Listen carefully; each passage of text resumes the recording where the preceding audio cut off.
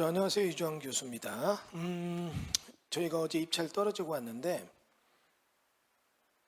떨어지길 잘했다는 생각 들어요. 그리고 이 물건에 대해서 좋은 점, 나쁜 점, 좋은 점, 나쁜 점이 계속 반복됩니다. 이유는 워낙 법률적 검토가 복잡하다 보니까 이거 너무 골치 아프다 이 생각이 들더라고요. 일단 이 물건을 놓고 낱낱이 샅샅이 한번 뒤져보겠습니다. 자, 지금 보면 다가구 원룸이 나왔는데 경기도 평택시 지제동에 있는 물건, 토지 면적 500평 중에 지분 480평이 나왔고 건물 전부 토지 지분이 나왔습니다. 재밌는 거 18억 3,400짜리 물건이 12억 8,400까지 떨어졌는데 종전가를 넘겨서 20억에 낙찰이 됐습니다. 이게 답이 나올까 좀 생각을 하고 고민을 해보면서 얘기를 합니다. 물론 이 물건 나쁘다는 아니에요. 다만 합리적인 투자인가 생각해 봐야 돼요. 강남에 있는 사거리에 있는 빌딩 좋은 거죠. 나쁘지 않습니다. 100억 하는데 이걸 300억에 샀다. 그럼 이건 좀 생각해 봐야 되는 거죠. 자, 그럼 여기 보시는 것처럼 다가구라고 되어 있는데 다가구 건물이 좋으냐? 그지 같은 건물이죠. 한 대지에 두 개의 동의 주택이 있어서 다가구가 된 것 같아요. 각각의 세대를 이룰 수 있고 다음은 잡목이 우거져 있는 그런 땅입니다.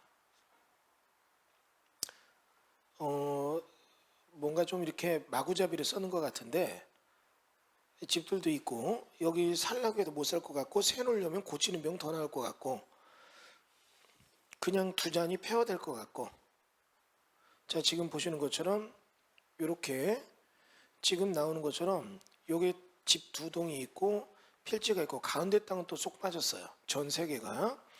그러니까 이게 참 복잡하게 돼 있죠. 복잡하게 돼 있는데 이 물건에 대해서 우선 부동산 입지론을 본다면 입지론은 끝내줍니다. 여기는 요 자리인데 여기가 평택의 지제역이 있고 이쪽이 고도 국제신도시가 있습니다.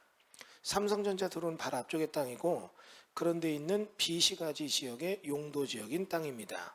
자, 그런데 입지론 너무 좋죠? 전체 지도로 다시 한번 볼게요. 여기 보면 대략의 용도 지역이 계획관리 지역으로 추정이 됩니다. 계획관리 지역, 일부는 자연녹지도 있는데 여긴 계획관리 지역인데 그런데 문제는 이 땅이 들어가는 도로가 너무 안 좋아요. 사개발은 스톱돼 있겠죠. 자, 그런데 우리 지금 보는 것처럼 개발행위 허가 제한 지역에 계획관리 지역돼 있고 자연취락지로 되어 있습니다. 그러다 보니까 이게 도로폭이 좁아서 조금 문제가 있을 것 같고 그 다음에 여기가 동이다 보니까 법정 도로가 없어서 개발이 어려워요. 그러면 사개발은 안 되는데 그냥 이 지역 입지가 좋으니까 입지론 보고 산다? 필지론은 좀 안 맞다. 필지론 개발하기 허가 되게 까다로워요. 도로폭도 좁고. 그런데 여기가 개발행위 허가 제한 거기에 걸려 있고 여기는 도시개발법상 환지 방식으로 시행 예정 지역이에요. 그런 거 보면 투자가 가치가 있죠. 나중에 먼 날 여기가 도시개발구역이 지정됐을 때 문명의 가치가 있습니다. 그러면 그걸 보면 투자하는 게 맞아요. 맞는데 이걸 투자할 때 그 다음 변수를 생각하면 너무 복잡해져요. 어떤 게 복잡하냐면 여러분 위성으로 볼까요? 여기 요 속에 있는 요 땅 여기 요 자리인데 이 자리가 그 끝에 있어서 도시개발법 환지 방식으로 지어진다. 그럼 이거 나중에 환지 들으면 좋다 많다 이건데 문제는 여러분 여기가 어떤 문제점이 있느냐? 여러분 지금 보세요. 여기가 개발구역 환지 방식으로 하게 되는데 이거를 조사해 볼 때 여기가 섬뜩하게 놀랄 얘기가 있죠. 뭐냐면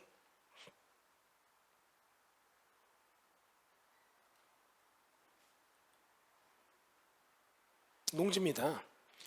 전이 있어요. 전들이 이렇게 쭉 있는데 이 전들에 대해서 농지 취득 자격 증명이 나오는 게 문제가 없느냐 이거 생각해 봐야 돼요. 그러니까 농지 취득 자격 증명이 나온다면 어떻게 해요? 문제가 없지만 농지증 안 나오면 불허가 날 수도 있죠. 더군다나 5월달부터 농지법이 굉장히 강화되고 이미 지침상 굉장히 난도 있게 처리되는데 과연 이게 농지훼손 복구항에서 두고 할 수 있느냐 이것도 문제지만 더 문제점이 있어요. 이게 나중에 농지를 보유하는 동안 경작을 해야 되는데 경작에는 부담이 없을 것인가 이것도 더 복잡해집니다. 거기다가 이 물건은 지금 현재 주택으로 돼 있어요. 그러니까 어떻게 해요?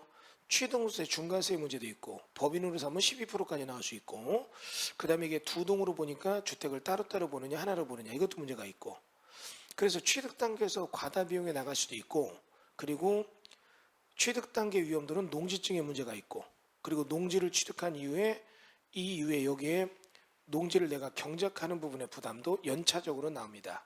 그러니까 이런 얘기 저런 얘기 다 따져보면 농지증에 대한 부담이 상당히 되는 물건이죠. 물론 이건 있어요.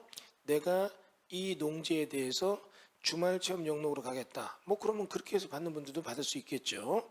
자, 그런데 최근에 어떤 그런 추세가 농지에 대해서 그냥 투기 용도로 샀다. 굉장히 까닭스럽거든요. 이게 딱 걸려요. 그러니까 이런 부분 저런 부분에 대해서 내용을 하는데 근데 여기서 진짜 문제가 등장합니다. 이게 미래 분명히 좋은 건 맞아요. 다만 언제 주느냐, 언제 되느냐 이게 문제거든요. 여기가 도시개발구역 환지 방식인데 아직까지 지정에 대한 움직임이나 절차를 보게 될 때 적어도 5년 정도 이상은 기다려야 되는데 5년 정도까지 기다릴 때의 내용을 따져보면 같은 돈을 10억 벌더라도 1년 만에 버느냐 5년 만에 버느냐는 다른 거거든요. 얘기 다시 해봅니다. 이 물건의 가장 큰 문제점이 등장을 하는 거죠. 뭐냐면 시간이 오래 간다면 금융비용이라는 게 있는 거거든요. 그러면 지금 10억이 미래 20억 된다. 10억 벌었다가 아니라 미래 20억을 지금 현재로 환가해 보면 이거는 10억 정도밖에 안 된다. 이럴 때 이 물건을 20억에 받았다면 손해가 나는 거죠. 미래가치를 금융비용을 따져보고 이런 부분에 대해서 현가계수로 돌려봤을 때 이게 투자가치가 20억까지 주는 게 맞는가? 이거는 합리적인 의심을 해봐야 돼요. 그러니까 이 물건에는 세법, 농지법, 부동산 학계로에 대한 개수, 미래의 내용이 현재로 바꿀 때의 개수 이런 거를 종합적으로 볼 때 이건 조금 부담되는 투자가 아니었나. 다만 이런 건 있죠. 아주 미래에 이 땅이 엄청나게 떴다. 그러면 이건 잘한 건데 이 땅이 대충 미래에 보는 그런 가치를 놓고 볼 때 우리가 투자해야 될 금은 어디까지인가 볼 때 조금 무리수가 있지 않았나 이 생각이 들어요. 더군다나 이 자리는 개발구역이 지정되면 실시계획을 짤 때 이 자리에 상업지역이 들어오지는 않아요. 그럼 이건 뭐가 들어오느냐? 주거지역이나 전용주거나 이런 거로 갈 건데 제자리 환지로 간다면 문제가 될 수가 있어서 그래요. 물론 교수님 여기가 나중에 환지 방식으로 할 때 여기가 이런 거 될지 어떻게 합니까? 일반적인 도시계획 모습을 그려볼 때 이 자리가 메인 토지 이용지로 가기가 안 맞다는 얘기죠. 그러면 이 자리는 조금 용도 지역에 대한 얘기를 배정받을 때 낮은 종으로 받을 때 제자리 환지라면 문제가 되지 않을까 이런 생각이 듭니다. 어렵죠? 이거를 여러분이 좀 알고 싶다는 분들은 저희 쪽에 공법경매 사관학교 수업 들으시면 훨씬 더 이해가 되실 겁니다. 자, 이렇게 해서 우리가 이번에 입찰했던 물건 간단히 살펴봤습니다. 감사합니다.